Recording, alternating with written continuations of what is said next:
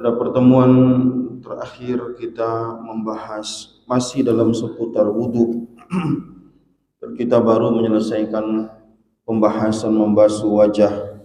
Sekarang kita lanjut ke pembahasan berikutnya, yaitu ghuslul yadaini ma'al mirfaqaini, membasuh tangan sampai pada siku. Yang dimaksud dengan siku adalah tulang yang memisahkan antara tangan dengan lengan.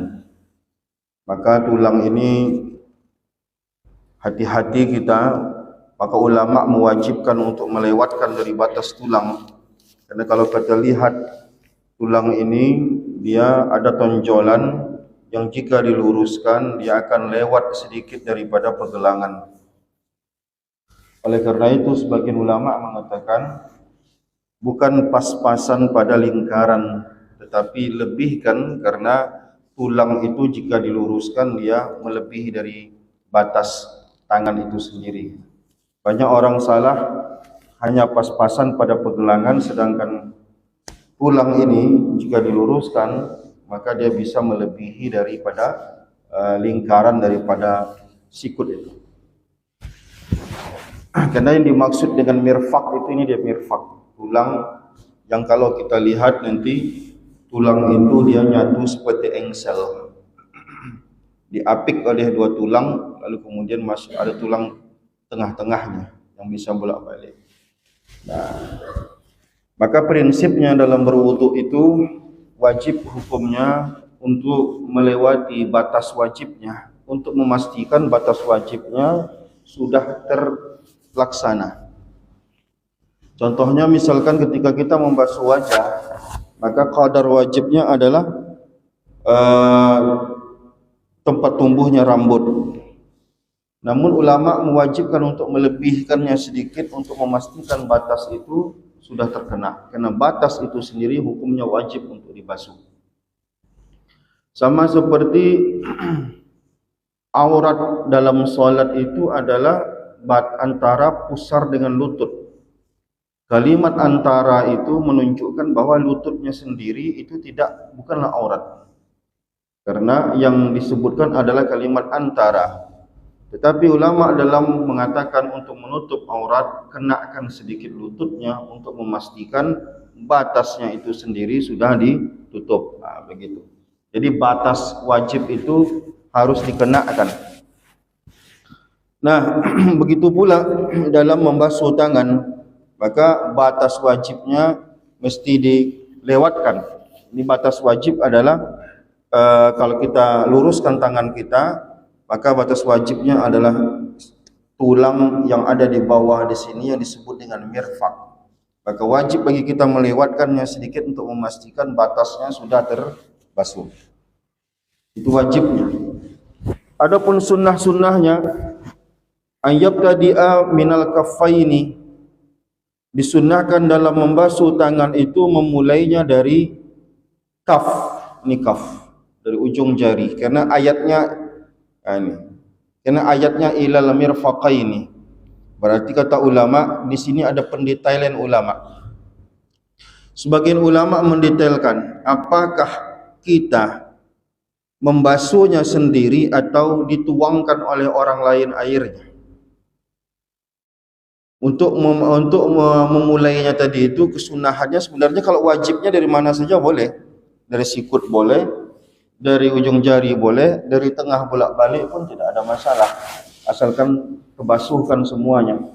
Tapi kalau kita bicara sunnah, iza kana yasubbul ma'ala nafsihi, kalau dia membasuh sendiri, bolehkah orang lain menuangkan air?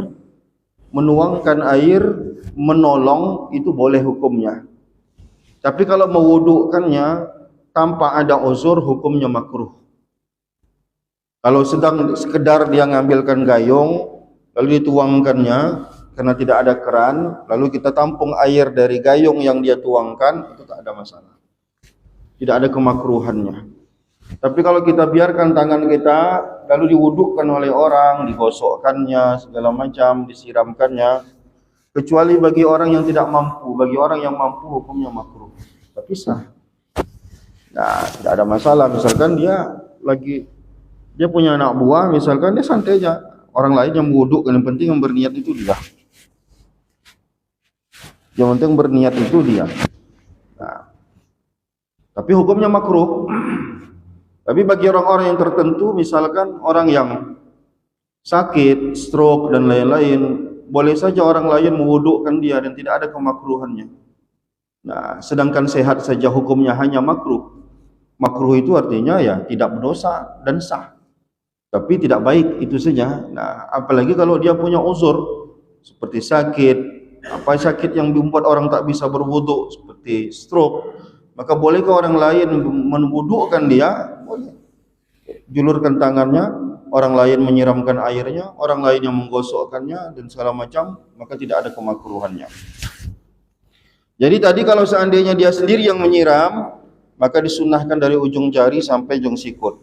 Wa iza sabba alaihi ghairuhu, tapi kalau orang lain yang menuangkan airnya, fayabtadi'u bil mirfaq, maka disunnahkan dia dari mirfaq. Nah, gitu. Dia orang lain menuangkannya, dia begitu. Tapi kalau seandainya dia sendiri menuangkannya, maka disunahkan dari. Lalu pertanyaannya adalah, kalau kita menggunakan keran air, itu tergolong menyiram sendiri apa disiramkan? Nah, maka tergolong kita menyiram sendiri, karena tidak ada orang lain di situ yang kita tugaskan untuk mewudukkan kita. Nah, walaupun di zaman Nabi kan tidak ada istilah keran air, tetapi di zaman Nabi punya pembantu-pembantu yang suka mengambilkan wuduknya. Jadi ada sahabat-sahabat Nabi itu yang kemana-mana bawa air, kalau Nabi mau berwuduk, dituangkan gitu. Karena air tidak semudah seperti kita sekarang. Jadi ada sahabat Nabi itu yang nanti kalau Nabi yang berwuduk, ada semacam kirbah ataupun ceret yang buatan pakai kulit itu, ada yang nanti akan nuangkan airnya. Karena Nabi sendiri berwuduk itu hanya satu mud air. Satu mud air, ya, satu mud air, kalau kita paling seukuran 660 mili air, Nabi sudah cukup untuk berwuduk. Nah, seperti botol, minuman botol yang segini, itu sudah cukup bagi Nabi untuk berwuduk dengan hematkan air. Bahkan kita sendiri pun sebenarnya disunnahkan untuk berwuduk dengan air sejumlah itu. Tapi kita tak biasa melakukannya, sehingga sunnah ini tinggal kita. Nah, oleh karena itu, dari mana mulainya? Dari mana saja sekedar sah-sah. Tapi kalau kita ingin mendapatkan kesunahannya, seperti teknis yang baru kita jelaskan. Yang kedua, at-tayammunu. Sunnah hukumnya mendahulukan kanan daripada kiri. Karena dalam bersuci, mendahulukan kanan itu sunnah saja, tidak wajib hukumnya. Kalau kita mau basuh yang kiri dulu, ya sah. Tapi kalau kita basuh yang kanan dulu, sekedar selain sah, kita mendapatkan kesunahannya.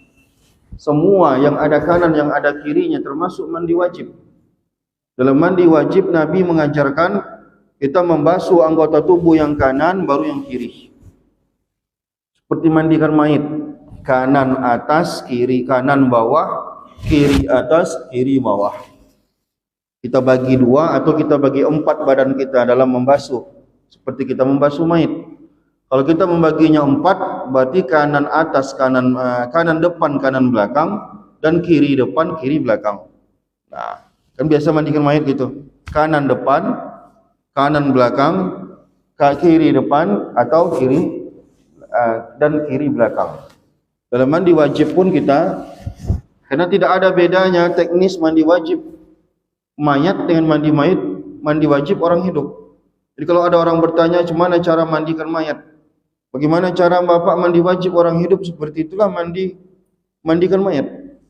Adapun kita yang ribet-ribet itu cuma pengen memuliakan jenazah saja. Nah, ibarat kata kalau kita pengen mandi wajib, kita nyemplung saja ke air, itu sudah sah. Sama juga dalam mandikan jenazah, kita cemplungkan ke air, itu sudah sah. Pastikan seluruh tubuhnya sudah terkena air. Tapi kan itu hanya sekedar kadar wajib, bukan kadar sunnahnya. Yang kita lakukan selama hari ini itu ribet-ribetnya itu semuanya supaya mendapatkan kesunahannya, itu saja. Karena memuliakan orang yang sudah mati mesti seperti memuliakan ketika dia hidup. Bagaimana kita memuliakan jasad orang hidup, seperti itulah kita memuliakan jasad orang yang sudah meninggal dunia. Haram hukumnya mematahkan tangan orang hidup, seperti itu pula haram hukumnya mematahkan tangan orang yang sudah mati. Sebagaimana Rasulullah sallallahu alaihi wasallam ketika ada jenazah lewat depannya, maka Rasulullah berdiri untuk memberikan penghormatan. Kata orang, itu jenazah Yahudi. Kenapa engkau berdiri? Kata Nabi, saya menghormatinya karena dulu dia adalah manusia. Karena manusia untuk dihormati tak mesti dia Islam. Kafir pun kita hormati, selaku dia manusia, ya, bukan seagama dengan kita. Nah, sunnah hukumnya untuk mendahulukan kanan daripada kiri dalam segala urusan. Sebenarnya kalau Nabi itu dalam segala urusan mensunnahkan kanan daripada kiri, bahkan sisir rambut pun Nabi kanan dulu baru kiri. Jadi kata ulama, mencukur rambut pun disunahkan kanan dulu baru kiri. Nabi pakai sendal kanan dulu, pakai kiri. Nabi kalau ada baju kanan dan kirinya, Nabi masukkan kanan dulu baru kiri. Celana pun demikian. Di segala sesuatu yang baik, yang mulia, maka disunahkan menggunakan yang kanan dan mendahulukan yang kanan. Maka masuk masjid itu mulia, dahulukan kanan. Keluar dari masjid tidak mulia, maka dahulukan kiri. Masuk rumah, kata ulama, mulia. Kenapa? Karena kata Rasulullah, karena rumah itu adalah semi masjid. Kenapa disebut dengan semi masjid? Karena Rasulullah dalam banyak hadis menyuruh kita beribadah dalam rumah. Menyuruh kita salat sunnah dalam rumah, sebaik-baik salat sunnah adalah dalam rumah. Menyuruh kita baca Quran dalam rumah, berwuduk di rumah lebih afdal daripada berwuduk di masjid, sehingga rumah dianggap sebagai semi masjid. Maka jika masuk dalam masjid karena memuliakannya didahulukan kanan, maka masuk rumah pun dengan niat untuk memuliakan tempat kita ibadah rumah itu, maka disunahkan juga mendahulukan kanan. Nah, jadi karena rumah juga adalah tempat ibadah. Salat sunnah lebih elok di rumah daripada di masjid, kecuali salat sunnah yang kita laksanakan secara berjamaah. Yang ketiga disunahkan adalku menggosok. Jadi menggosok itu hukumnya sunnah. Kita gosok tidak apa-apa. Misalkan keran air kita hidupkan lalu kita basuh tangan kita tanpa menggosoknya, tidak ada masalah. Nah, kemudian at-takhlil, ini takhlil namanya. Ini takhlil dalam berwudu, menyela-nyela jari. Nah, itu takhlil. Nah, tak mesti diginikan, itu namanya tasbik. Ini takhlil, ini tasbik. Makruh hukumnya kretek-kretek menjelang solat. Bukan hanya dalam solat, menjelang solat pun dah makruh hukumnya, apalagi dalam solat. Nah, maka ulama mengatakan orang yang mentasbik kretek-kretek bahasa kitanya, maka itu akan menghilangkan kekhusyukan dia dalam salat. Maka upayakan kita tidak mengkretek-kretek, kita berkretek-kretek itu. Nah, membunyikan tulangnya, tak gitu. Dimulai dari sebelum salat sudah dimakruhkan, apalagi di dalam salat makin besar kemakruhannya. Karena dapat menghilangkan kekhusyukan. Karena tulang dilaga, maka memunculkan rasa. Rasa itu menghilangkan perhatian kita. Nah, gitu. Italatut tahjil, disunnahkan juga memanjangkan tahjil. Dalam hadis Nabi ada ghurrah, ada tahjil. Gambarannya seperti kuda yang kaki-kakinya beda warna. Ada kuda-kuda yang kepala dan kakinya beda warna. Disebut dengan ghurrah wa tahjil. Kalau wajah ini namanya ghurrah, memanjangkan basuhannya. Nah, kalau tangan namanya tahjil. Kalau batas wajibnya segini, maka batas maksimal sunnahnya sampai di sini. Ini namanya tahjil dalam berwudu, memanjangkan basuhan. Kalau ada orang membasuhnya sampai di sini, tidak ada masalah. Tetap dia mendapatkan kesunahan. Tapi maksimal sunnahnya jika dia membasuhnya sampai batas pada pergelangan dia. Nah, untuk mendapatkan sunnah apa tadi? Italatut tahjil, memanjangkan tahjil. Semana dia ila nisfil adud, sampai setengah pergelangan. Wal akmalu ila al-kaf, dan yang lebih afdal lagi, yang lebih sempurna lagi sampai ke batas bahu. Itu dia. Jadi sampai setengah pun dapat dia juga. Misalkan bajunya tak bisa sampai sempurna atas, lalu dia hanya mampu untuk membuka sampai sini. Maka semana dia batas mampu untuk buka, di situ dia basuh, dapat dia sempurna pahalanya. Tapi akan lebih maksimal pahalanya jika dia mampu untuk membuka lengannya sampai ke bahunya, atau dia berwuduk melepaskan bajunya supaya dia bisa sampai ke. Boleh enggak berwuduk langsung aja di baju itu begitu? Nah, kita tak tahu baju ini apa kandungan yang ada di dalamnya. Jangan-jangan ada zat-zat yang nanti membuat air itu bercampur dengan benda bersih. Karena air yang bercampur dengan benda bersih, maka dia juga tidak bisa digunakan untuk wudhu, walaupun dia sudah bercampur dengan meskipun campurannya adalah benda bersih. Kemudian disunnahkan untuk tahrikul khatim allazi yasilul ma'u tahtahu. Kalau ada cincin di tangan, bisa hukumnya sunnah, bisa hukumnya wajib menggerakkannya. Yang mana yang sunnah? Yang sunnah jika kita meyakini tanpa digerakkan pun airnya sampai ke dalam. Mengapa disunnahkan? Karena Nabi sendiri menggerak-gerakkan cincinnya ketika berwudu. Jadi kata ulama, meskipun sampai air ke dalam cincin tetap hukumnya sunnah. Tapi kalau tak sampai maka hukumnya tidak sunnah, hukumnya wajib. Karena kalau tak digerakkan dia, berarti ada organ tubuh dia yang tidak terkena air ketika berwudu, maka tak sahlah wudunya. Bukan hanya cincin, tapi gelang jam pun sama. Nah, jadi Nabi memang pakai cincin. Di kelingking kanannya Nabi pakai cincin. Dan ketika Nabi berwudu, Nabi menggerak-gerakkan cincinnya. Kata ulama, hukum menggerak cincin ini tengok dulu. Kira-kira tanpa digerakkan masuk air atau enggak? Kalau masuk air tanpa digerakkan, maka dia hukumnya hanya sunnah saja digerakkan, tak digerakkan tak apa-apa. Tapi kalau seandainya tanpa digerakkan air tidak masuk ke dalam, maka hukumnya bukan sunnah, tapi hukumnya wajib. Karena tak sah wuduknya tanpa berbuat seperti itu. Nah, gitu dia. Nah, ini banyak orang yang kadang dia bukan hanya, ini kan hanya bagian kecil dari banyak hal yang dicontohkan oleh Nabi untuk dikhawatirkan. Kalau orang di zaman Nabi mungkin tidak ada jam, tapi sekarang orang pakai jam. Seperti jam saya ini karet. Yang kalau seandainya tidak serius saya untuk menggesernya, maka dia tak akan masuk air. Ada orang gelang jamnya pakai gelang jam besi gitu ya. Longgar, ya enggak apa-apa, mungkin sah karena longgar. Karena kalau dia longgar, dia tanpa dibuka pun mungkin dia bisa masuk air. Tapi gelang jam yang mungkin besi, yang ketat, atau dia pakai gelang jam seperti saya yang karet, kalau tak dibukanya otomatis berarti air tidak masuk ke areal wajib. Nah, namun orang sekarang kutek juga, dia mungkin tak pakai cincin, tidak pakai gelang jam, tapi dia pakai kutek. Sebenarnya intinya adalah segala sesuatu yang menghalangi air untuk bersentuhan dengan kulit, bulu maupun kuku langsung, maka dia tidak membuat wudu menjadi tidak sah. Karena syarat sah berwudu itu ada mulhail, tidak ada penghalang antara air untuk bersentuhan langsung dengan badan. Kutek, maka dia menghalangi air untuk bersentuhan langsung dengan kuku. Maka perempuan yang pakai kutek berwudunya, maka wudunya tidak sah.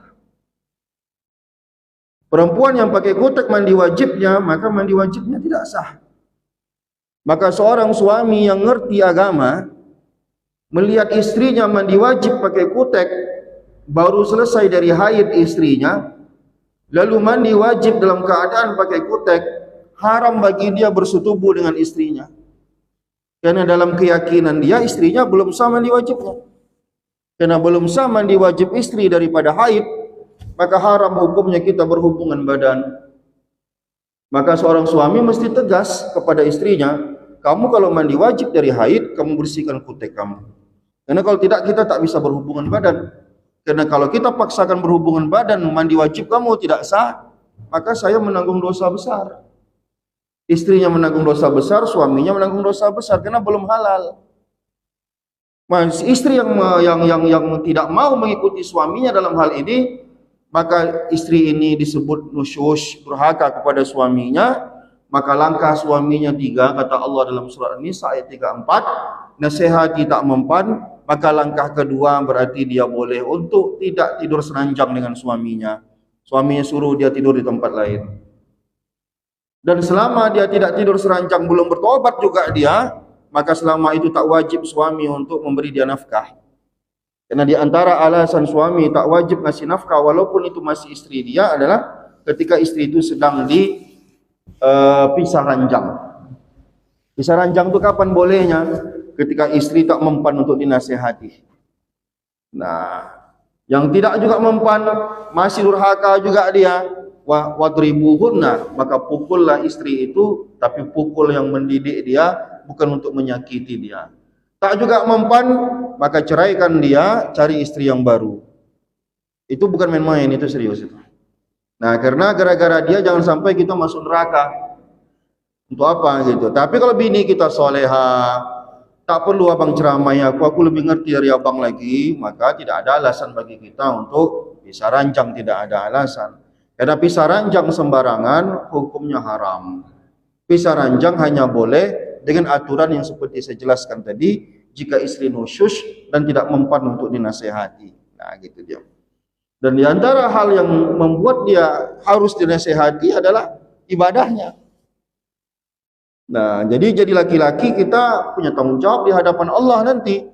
Jangan sampai bapak rajin ke masjid masuk neraka gara-gara bini tak diurus. Nah, padahal rajin sholat di masjid, bini tak diurus, sembahyang bini tak dipedulikan. Nah, bini tak bangun subuh, dibiarkan. Ya nanti di akhirat banyak tanggung jawab kita. Nah, jangan sampai. Maka bini diurus dengan baik. Jangan ada saatnya kita mengalah, tapi pada saat tertentu kita mesti tegas. Tunjukkan mengapa Allah takdirkan kita sebagai laki-laki, karena kita punya tanggung jawab besar. Ada saatnya kita menunjukkan ketegasan kita. Walaupun bapak sering memujuk ibu ketika marah, tapi pada momen-momen seperti ini tidak ada cerita. Momen-momen untuk kemesraan, oke lah bapak ngalah-ngalah sama ibu, merajuk ibu sedikit, bapak kasih duit, diam ibu itu. Tapi dalam urusan ibadah tidak bisa.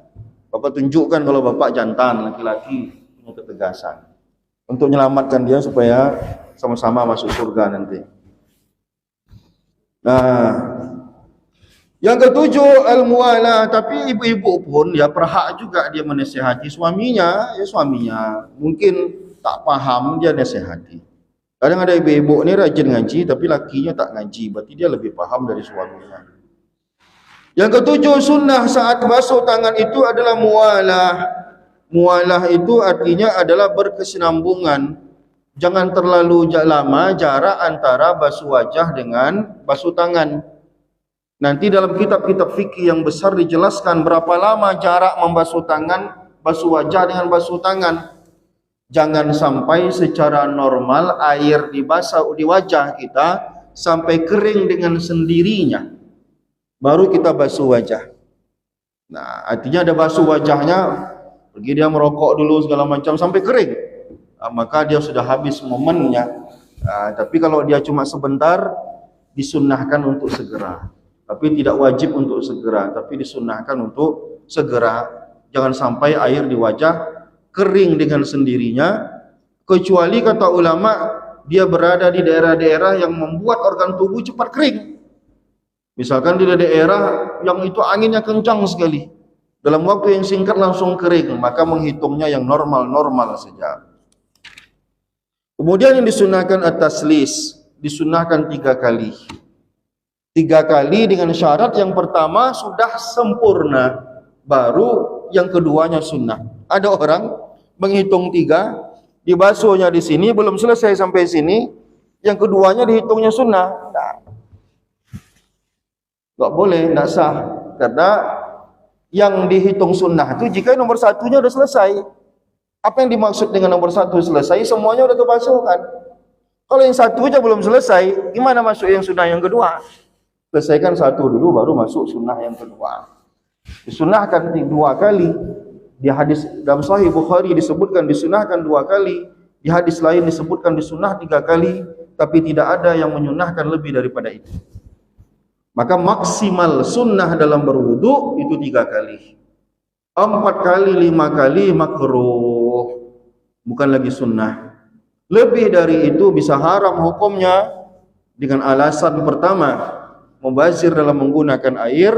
Yang kedua, mengundang penyakit was-was karena dia membiasakan untuk berlebihan dalam membasuh. Jadi jangan lebih dari 3 kali. Batasi 3 kali. Saya Pak ada berkali-kali datang orang ke pesantren jumpain saya, tapi udah sampai gila duluan gara-gara was-was. Banyak beberapa kasus yang saya jumpai, semuanya orang was-was yang hampir gila itu masalah bersuci. Di kasus yang pertama yang saya jumpai ada anak muda, gara-gara dia bawa motor, di depannya ada bapak-bapak bawa anjing. Anjing itu lidahnya menjulur-julur. Dalam prasangka dia, anjing itu air liurnya sampai ke dia. Setelah itu dia kena penyakit was-was. Kalau orang kena penyakit was-was, basuh tangannya 40 kali pun tak cukup. Tak sah, tak sah, tak sah, dibisikkan setan, tak sah, tak sah, tak sah. Sampai 40 kali, lisut badannya. Ada satu lagi yang saya temui, kasusnya adalah pipis. Setiap kali dia berpipis, dia merasa pipisnya itu kena ke seluruh badan dia. Jadi kalau dia orang yang dah besar, dah tua, dah besar lah, umur 25 tahun, itu saking kan dia ada stres gara-gara pipis itu, dia setiap kali kamar mandi, depan orang tuanya telanjang bulat dia untuk kamar mandi, supaya jangan dia merasa di bajunya kena pipis dan lain-lain. Di antara alasan penyakit itu bisa muncul adalah karena tidak pastinya ilmu kita dalam hal ini, kurang ilmu. Yang kedua, karena kita memperturutkan syaitan dalam berwudu. Apa maksud memperturutkan syaitan dalam berwudu? Di antaranya tadi itu berlebihan dalam berwudu. Itu memperturutkan syaitan. Wallahu a'lam bishawab.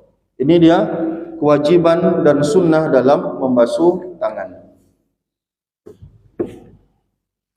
Ada yang diskusi masalah ini? Kalau tidak ada kita lanjutkan. Kalau ada saya persilahkan. Silakan.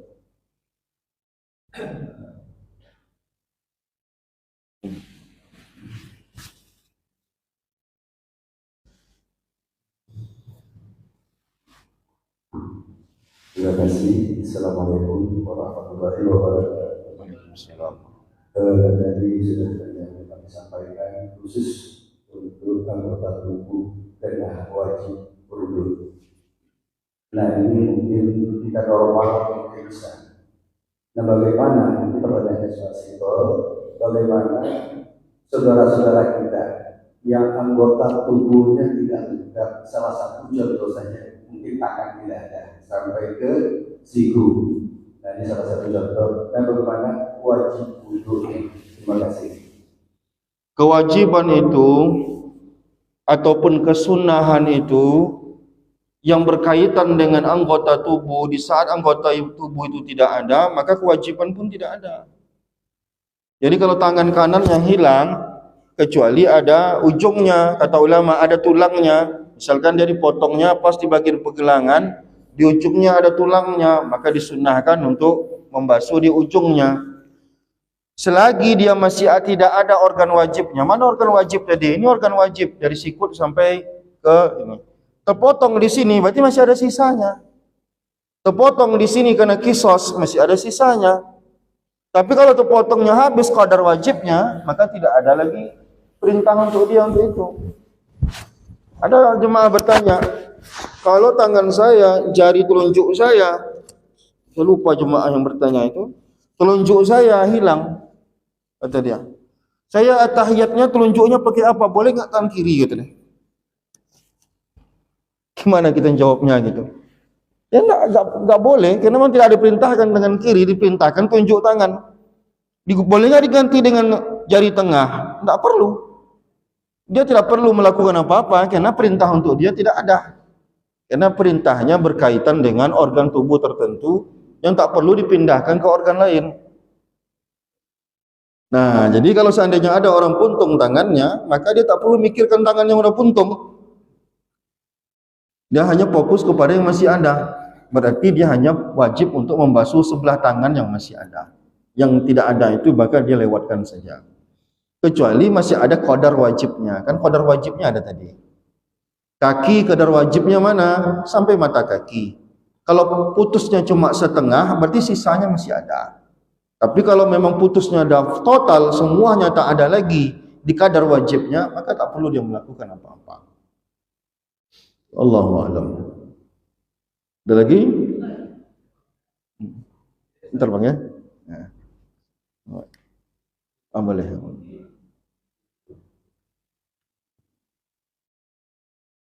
Dingin kali pula AC bapak. Assalamualaikum warahmatullahi wabarakatuh. Saya mau bertanya, setelah kita melakukan wudu, tapi sebagian wudu itu ada di dalam, apa hukumnya Ustaz? Sebagian wudu? Kita lakukan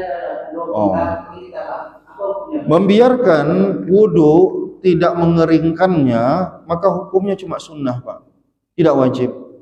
Artinya kalau bapak malas, setelah basuh muka sebelum basuh tangan bapak lap dulu, itu sah, tak ada masalah. Tapi sunnah hukumnya wudu di badan kita kering dengan sendirinya tanpa dikeringkan pakai apapun, pakai air dryer, pakai anduk. Cuma dalam kondisi-kondisi tertentu mungkin orang kedinginan, ya, memudaratkan diri dia. Kalau kedinginan memudaratkan diri dia tak boleh paksakan kesunahannya. Nah, karena orang yang kedinginan sekalipun yang sampai memudaratkan diri dia boleh menggantinya dengan tayamum, tapi dengan syarat memudaratkan diri dia. Misalnya bapaknya ke Bukit Tinggi dia, malamnya junub sama istrinya, subuhnya mau mandi wajib, berasap air tuh saking dinginnya. Ya, kalau mandi enggak ya. Tapi dia tahu kalau mandi ini demam ini, memudaratkan diri dia, maka dia cukup bertayamum saja walaupun air ada. Nah, jadi hukum asalnya sunnah membiarkan air yang bekas wudhu kita tidak dikeringkan, biarkan dia kering sendiri. Tapi kalaupun kita usap juga, itu berarti kita hanya meninggalkan yang sunnah saja. Meninggalkan yang sunnah itu efeknya apa? Ya tak dapat pahala saja. Nah, gitu. Tapi kan pekerjaannya itu sah. Izin Pak. Waalaikumsalam. Kajian sebelumnya Pak tentang niat wudu Pak. Kalau tidak salah ingat, pasti niat itu membasuh muka ya Pak. Tapi kalau lupa, waktu kita membasuh muka lupa niat, apakah kita tidak niat pas mencuci tangan atau telinga misalnya? Ya. Terima kasih Pak. Kaedah dalam berwudu Pak, jika ada perbuatan wajib yang tertinggal, maka mulailah lagi daripada perbuatan wajib yang tertinggal itu. Misalkan bapak lupanya, ini nanti sampai ke situ juga. Misal bapak lupanya mengusap kepala, tapi bapak langsung cuci kaki, maka bapak mulai lagi dari ngusap kepala, karena tertinggalnya dari situ. Berarti kaki dibasuh lagi nanti, nah, gitu. Maka kalau niat lupa itu rukun yang pertama, tidak bisa diperbaiki. Maka mau tak mau bapak ulang wudhu lagi. Nah, karena dia pertama sekali dalam pekerjaan wudhu kita yaitu niat. Maka kalau kita tak niat, berarti kita memang belum memulai wudhunya. Apa yang membedakan wudhu dengan cuci muka sebelum tidur, cuci tangan, sikat gigi, cuci kaki? Bedanya di niat saja. Nah, maka kalau orang niat, jadi niat itu dalam bahasa fikih untuk membedakan dua hal. Pertama, membedakan antara ibadah dengan ibadah yang lain. Contoh misalkan, mana wudhu wajib, mana wudhu sunnah. Yang membedakannya hanya di niatnya saja. Mana sholat zuhur, mana sholat asar. Cara kerjainnya sama. Yang membedakannya cuma di niatnya saja.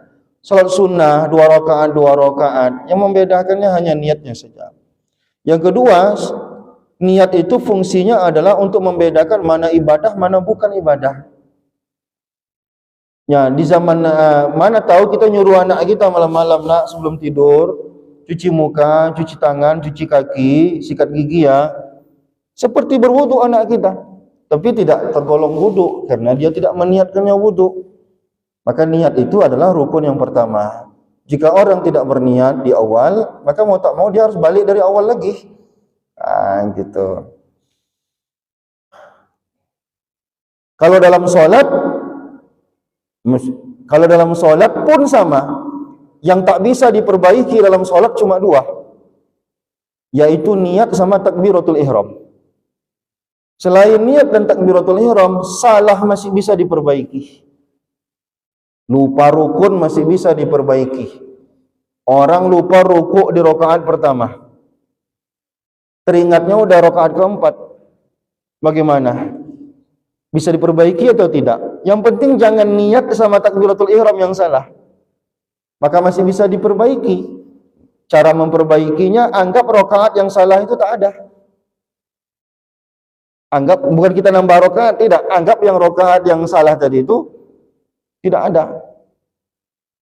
Jadi 5 rakaat jadinya, enggak 5 rakaat. Karena rakaat pertama itu kita anggap tak ada. Gitu. Kalau 5 rakaat kan beda cerita.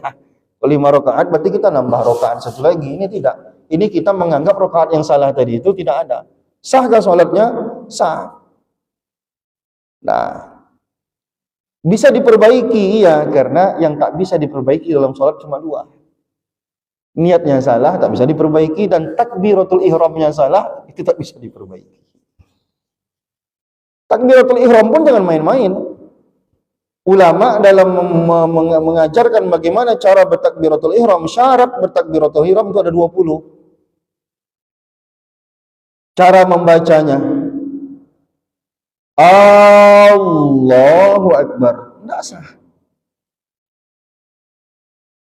Banyak masjid, imam-imam di Masjid Pekanbaru begitu cara bacanya, tapi tak sah. Lihat kitab-kitab fikih. Kenapa tak sah? Karena dia memanjangkan huruf alif di awal. Allahu Akbar. Kan tak masalah tak merubah makna. Siapa bilang tak merubah makna? Dipanjangkan A-nya bertambah satu huruf, jadi kata tanya dia. Seharusnya Allah Maha Besar, kalau dipanjangkan A-nya jadi kata tanya, apakah Allah itu besar? Jadi tidak sah dia. Seharusnya kalimatnya penegasan, jadi kalimatnya menanyakan. Gitu. Jadi jangan. Jadi yang tak bisa diperbaiki itu adalah di dua tadi. Satu di takbiratul ihram, niat. Yang kedua di takbiratul ihram. Dalam berwudu, kalau lupa niat otomatis kita ulang dari awal. Sama seperti sholat, kalau lupa salah niatnya, otomatis mulai dari awal. Sama seperti orang puasa, tak niat pada malam hari sama sekali, maka berarti dia tak puasa di siang harinya. Beda dengan puasa sunnah, masih bisa berniat di siang hari. Kalau puasa wajib seperti Ramadan, tak niat malam, berarti siang tak puasa. Walaupun ulama beda pendapat, ada mazhab Syafi'i mengatakan tidak boleh berniat sama sekali di pagi hari.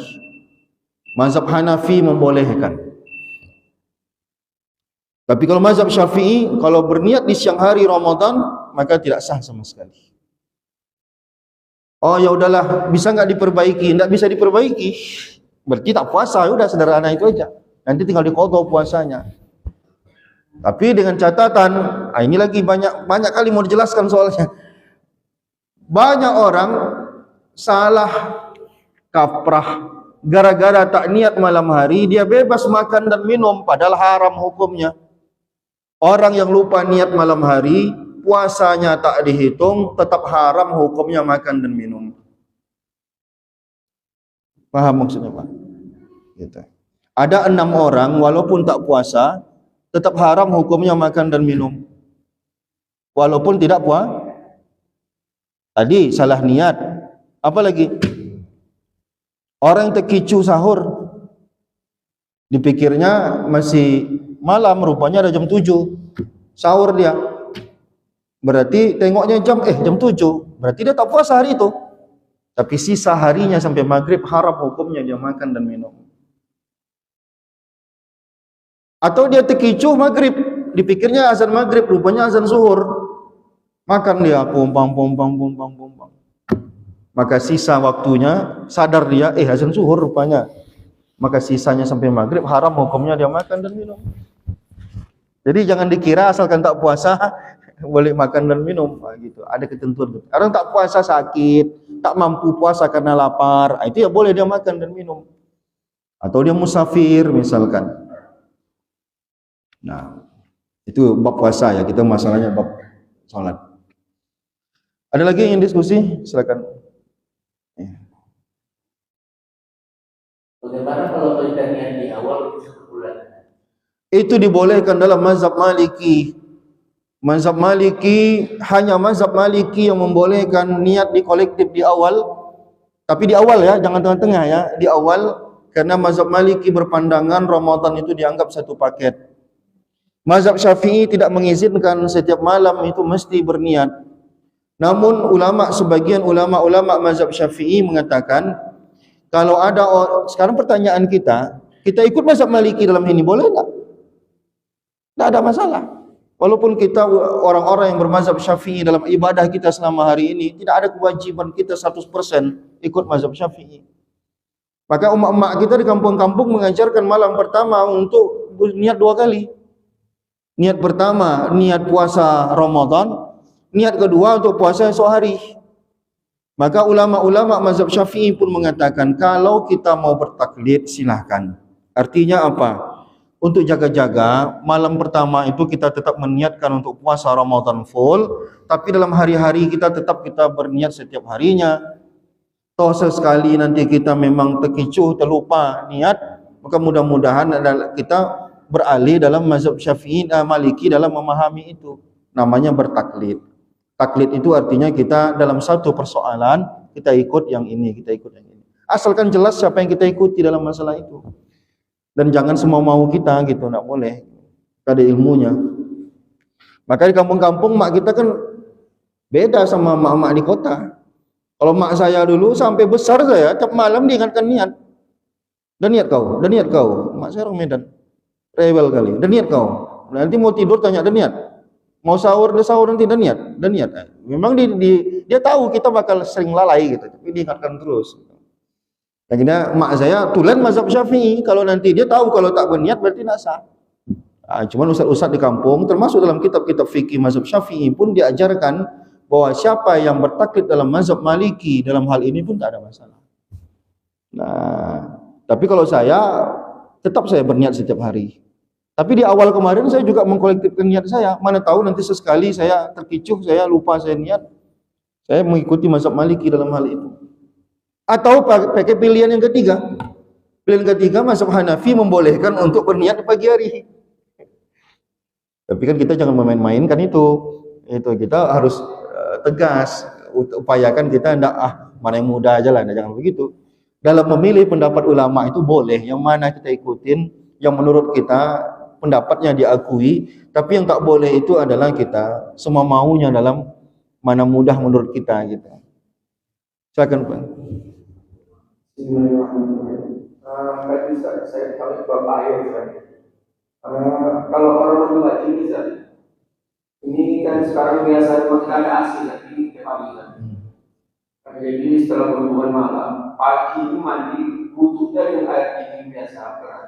Cuman mandi pakai air panas yang dimasak, gimana bisa? Pertama, disunnahkan untuk mandi wajib sesegera mungkin. Tetap disunnahkan untuk mandi wajib segera mungkin. Walaupun boleh ditunda, tetapi ada keutamaan untuk mensegerakan mandi wajib. Karena kalau kita tidak mandi wajib, kita dianggap jauh dari Tuhan kita. Kita tak bisa baca Quran karena kita dalam keadaan junub. Kita tak bisa solat karena kita dalam keadaan junub. Kita tak bisa masuk masjid karena kita dalam keadaan junub. Maka sesegera mungkin kita untuk mandi wajib. Namun bagi sebagian orang mungkin dia kesulitan untuk mandi wajib malam hari, maka disunnahkan dia berwuduk dulu sebelum kalau dia tak sanggup mandi wajib, disunnahkan dia berwuduk. Termasuk orang yang mau ronde kedua pada malam yang sama, khawatir dia kalau mandi hilang semangatnya, maka antara ronde 1 dan ronde 2 disunnahkan untuk berwuduk. Nah, kata Rasulullah itu gunanya pun untuk menambah semangat. Nah, orang yang mandi wajib maupun wudu airnya sama syaratnya Karena sama-sama wajib suci lagi mensucikan. Dulu pernah kita bahas masalah air suci dan mensucikan. Itu dipakai untuk berwuduk dan juga dipakai untuk wajib. Sama-sama syaratnya sama. Berwuduk airnya mesti suci dan mensucikan. Mandi wajib pun airnya mesti suci dan mensucikan. Tidak ada perbedaan. Jadi pertanyaannya adalah air yang dipanaskan apakah dia menghilangkan kesuciannya? Tidak. Baik dihangatkan pakai listrik maupun dipanaskan pakai direbus airnya. Karena yang membuat air berubah bukan dimasak. Nah, yang membuat air hilang kesucian mensucikannya, kalau suci kan yang penting dia bersih. Hilang sifat mensucikannya, pertama, kalau dalam mazhab Syafi'i secara khusus airnya musta'mal.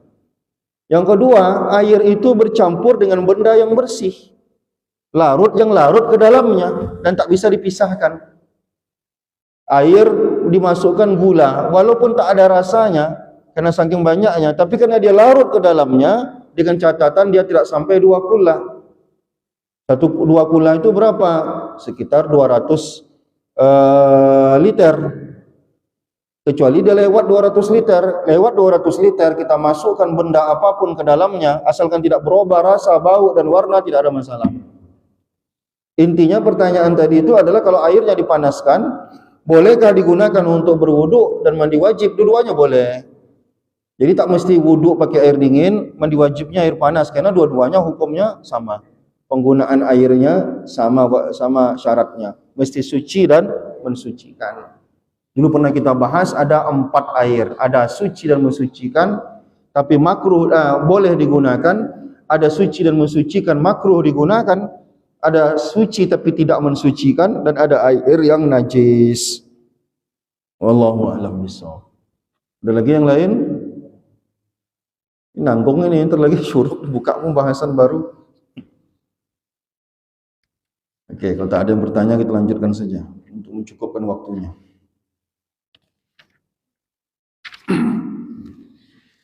Ar-rabi'u, kewajiban yang keempat dalam berwudu adalah mashu ba'din min basyaratir ra'si aw sya'rihi. Mengusap sebagian kulit kepala atau bulu kepala, rambut kepala. Jadi bisa kulit, bisa rambut. Ini orang tidak ada rambutnya sama sekali, berarti kulitnya kan masih ada. Fayakfi walau ba'da sya'ratin, menggunakan kata sebagian, maka sah walaupun sehelai rambut. Asalkan masih di areal kepala. Tapi kalau sudah lewat dari areal kepala, walaupun rambutnya panjang itu tidak sah. Rambutnya menjulur sampai sini. Diambilnya air, diusapnya. Tidak sah. Ibu-ibu misalkan rambutnya panjang, lalu malas dia buka jilbab, dikeluarkannya rambutnya, lalu kemudian diusapnya. Dia kenapa tidak sah? Karena ada di luar areal kepala. Tapi kalau masih di areal kepala masih sah. Paham maksudnya Bu ya? Gitu. Mana areal kepala? Ini areal kepala. Ini areal kepala. Masih di situ arealnya, tidak ada masalah. Tapi luar dari areal kepala, maka tidak sah. Ini areal kepala, maka kalau ada orang malas berwudu, takut sisirannya rusak, diambilnya air, dibasahkannya, sah atau tidak? Sah, karena ini masih kepala. Jadi sunnah kan memang di bagian ubun-ubun, kalau memang sedikit. Tapi kalau seandainya pun tidak, asalkan masih di areal kepala, itu masih sah. Ini masih areal kepala. Bukan hanya ini areal kepala, ini masih areal kepala. Diusap kan, dibasahkannya tangannya, gitu. Sah. Tapi itu sekedar untuk mendapatkan sah ya. Kita belum bicara tentang sunnah. Kita bicara tentang sah atau tidak sah. Kalau cara bicara atau tidak sah kan bicara tentang minimalisnya, minimalnya. Tapi kalau kita bicara maksimalnya itu bicara tentang kesunahan. Nah sekarang kita bicara tentang kesunahannya.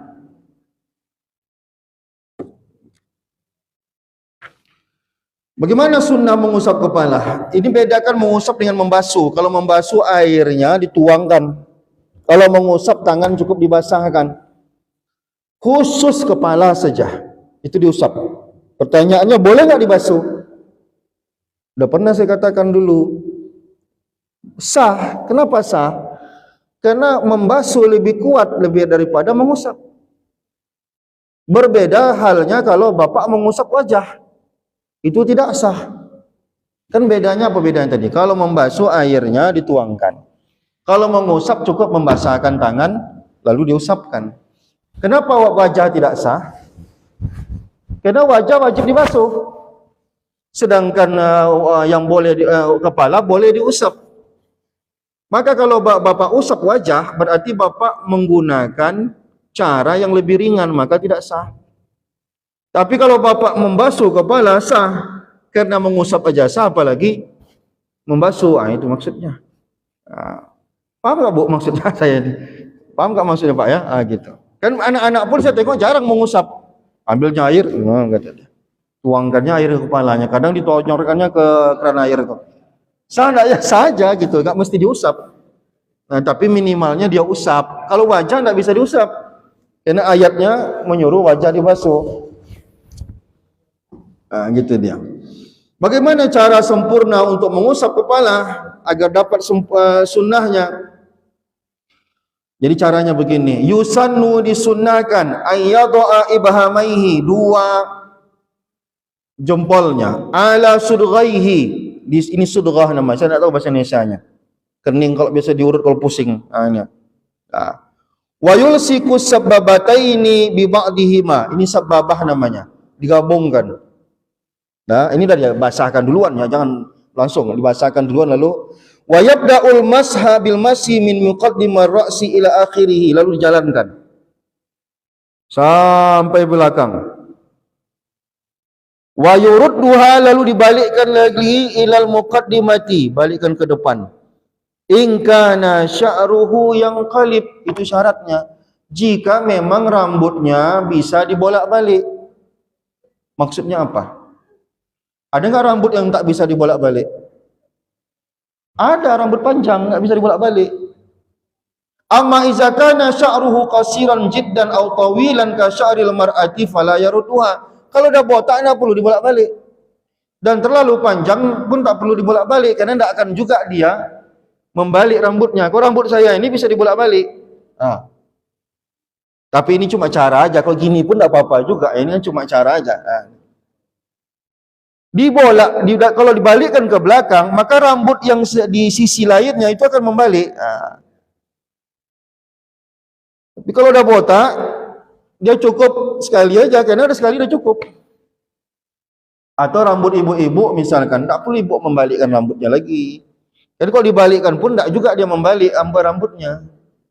Nah, cukup sekali saja, ibu, di areal kepala. Kalau kita kan rata-rata orang Indonesia rambutnya kan nanggung-nanggung panjangnya gitu. Nah, kalau orang Arab, kalau di zaman Nabi tentu panjang rambutnya, karena susah untuk cari barbershop. Jadi rambut Nabi itu sendiri sampai bahu panjangnya, sampai bahu. Karena tidak semudah seperti kita untuk cukuran gitu. Itu cara yang paling sempurna untuk mengusap kepala. Nah, kalau bapak memilih cuma sedikit saja, maka utamakan bagian ubun-ubun. Walaupun boleh di bagian mana saja selain areal kepala, diutamakan bagian ubun-ubun, bagian sini. Nabi SAW pakai sorban. Lalu Nabi ketika berwuduk suatu hari, diangkatnya sorbannya, dimasukkannya jarinya. Inilah dalil boleh dikit. Ini dalil bahwa sedikit saja pun boleh. Nah, tapi seafdalnya bukan begitu. Nabi melakukan itu menunjukkan kebolehannya. Ini boleh seperti ini. Karena bagaimanapun areal kepala, mengusap seluruh kepala itu disunnahkan. Jadi Nabi berarti meninggalkan perkara sunnah. Nabi terkadang meninggalkan perkara-perkara yang terbaik dalam rangka untuk mengajarkan orang begini ini boleh gitu. Bukan Nabi meninggalkan yang terbaik, enggak. Karena tentulah Nabi tidak boleh melakukan hal yang paling minimal. Tapi Nabi melakukan hal-hal yang minimal dalam ibadah kadang untuk menunjukkan bahwa begini pun boleh juga, untuk ngajarin aja. Nabi tidak mau tarawih di masjid. Takut nanti orang tarawih serius sekali, nanti diwajibkan oleh Allah. Dia takut nanti diwajibkan, ya Nabi tak seserius kita tarawihnya gitu. Bukan berarti kita tidak boleh tarawih serius. Tapi Nabi khawatir untuk khawatir nanti diwajibkan kita yang stres menjalankannya. Nah, gitu dia. Baik, habis waktu kita. Kalau tidak ada yang diskusi lagi, kita cukupkan